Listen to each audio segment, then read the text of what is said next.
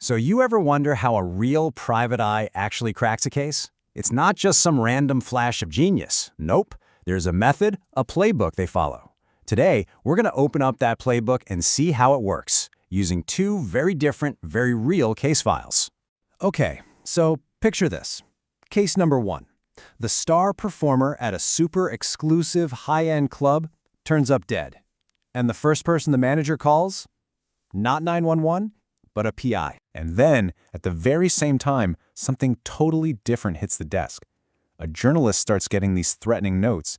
They're about her dad's debt, but something about them just feels wrong. So you've got two twisted messes. One's playing out in the penthouses of high society, the other is down in the gutter. And there's just one person, one private investigator, standing right in the middle, trying to figure it all out. That's the real question, isn't it? How do you go from total chaos to a clear answer? Well, it's a process. It's a series of steps, and we're going to walk through that process together right now. All right, step 1 in the playbook is pretty straightforward. You have to know what you're actually trying to solve. You have to define the problem.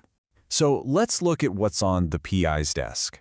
On one hand, you've got a death that powerful people clearly want to keep under wraps. That's a huge red flag. On the other hand, you have this extortion plot where the police have already fumbled the ball and lost the evidence.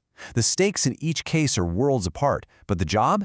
It's exactly the same. Find the truth. Okay, so once you know the crime, it's time to build your rogues gallery. Because at the start of any investigation, the #1 rule is you trust no one. Everyone is a potential suspect until proven otherwise. For the dancer's murder, the lineup is a classic. You've got Lyndon Sussman, the manager who happens to have a very pricey watch that isn't his. You have the rival dancers, Candy Kane and Baby Doll, who were literally in a catfight with the victim. Then there's Vixen Dietrich, who, surprise, surprise, was promised the headliner spot right after the death. And let's not forget the big shots. Nero Wadi, a powerful tech CEO who was always at the club, and L. Eston, a lawyer with a secret life making costumes for our victim. Motives everywhere. And if you thought that was a weird bunch, get a load of the extortion case. The obvious suspect is Uncle Scrip Marnetti, the guy who's owed the money. But then you have Ledger Brask, a cyberpunk who messes with people's heads for a living. You have Mother Ilya, a beloved soup kitchen operator who seems to know every secret in the city. There's Greasy Greg, a cop everyone knows is dirty. And finally, a shadowy group of street kids just called the Orphans. Yeah, this web is complicated. All right, you've got your suspects. Now comes the real grind, gathering evidence. This is where the detective starts digging through all the lies and the half-truths, looking for one little piece of solid fact. And in the murder case, the PI finds something huge, right away. A piece of physical evidence that's just screaming for attention. It's a man's Rolex. Super expensive. And on the back, the engraved initials LS. Now, that points directly to our manager, Lyndon Sussman. It almost seems a little too perfect. This is where a great detective presses pause. You have to ask yourself, is this a sloppy criminal making a simple mistake? Or is this clue a deliberate plant designed to send you chasing after the wrong person? Now, let's jump over to the extortion case. Here, the biggest clue isn't something you can hold in your hand. It's psychological. It's hidden in the words themselves. The PI notices something really weird.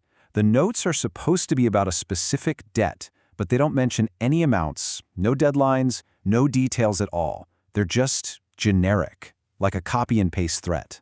And that one little observation changes everything. It leads to the most important question in the whole case. If this isn't actually about collecting a debt, then what is it really about?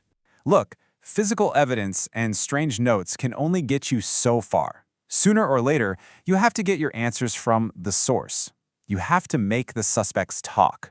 And this is where a truly great PI earns their money, because they adapt. In the murder case, it's all about aggressive tactics, breaking into a suspect's home, confronting them about the Rolex, even using secret recordings.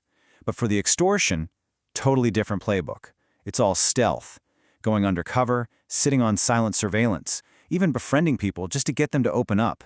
You see, the method has to fit the mystery. And now we get to the moment we've all been waiting for. This is where all the little pieces, the clues, the lies, the interviews, they all start to click together into one clear picture. So, that Rolex in the murder case, it was a total red herring, just like the PI suspected.